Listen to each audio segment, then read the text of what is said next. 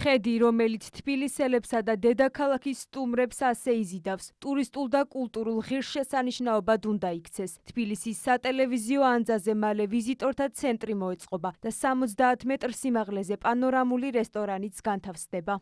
70 მეტრ სიმაღლეზე გაკეთდება გადმოსახედი, გაკეთდება რესტორანი. ძალიან მაგარი პროექტია, ჩვენ დიდი ხანი ამაზე ვმუშაობთ.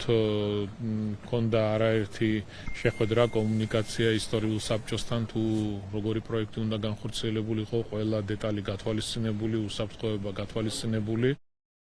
სატელევიზიო ანძის ახალი ინფრასტრუქტურა საერთაშორისო ტურისტული სტანდარტების შესაბამისი იქნება. დაგეგმილია ანძის განათების სისტემის განახლება და შეღებვა. ახლით შეიცვლება არსებული ტექნიკური ინვენტარიც. პროექტის მხარდამჭერები თბილისის მერია და ეკონომიკის სამინისტრო არიან.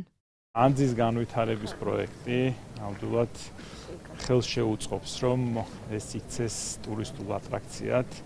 ნამდვილად არის მიზანი, რომ იქცეს კულტურულ ცენტრად, ტურისტულ ცენტრად და ჩვენ დარწმუნებულები ვართ, რომ ეს ნამდვილად გახდება ტურისტებისთვის და არა მხოლოდ ტურისტებისთვის, მიზიდულობის ცენტრი და ჩვენი ქალაქის ტურისტული პოტენციალის და პოპულარიზაციის მიზნით, რაც თქმა უნდა, ასევე არის ძალიან მნიშვნელოვანი.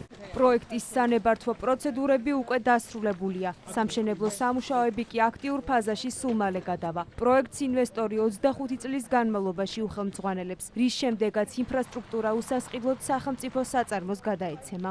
ეს იქნება შერწყმული ერთმანეთთან ისტორია, ინოვაცია და არქიტექტურა და აქ მოსულ სტუმრებს, როგორც საქართველოს მოქალაქეებს, აგრეთვე უცხოელებს დახვდებათ თანამედროვე ვიზიტორთა ცენტრი.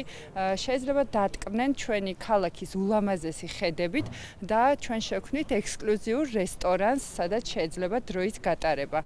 მშენებლობის დასრულების საბოლოო ვადა 2028 წლის მარტია. ინვესტიციის მოცულობა კი არანაკლებ $4 მილიონ ამერიკულ დოლარს შეადგენს.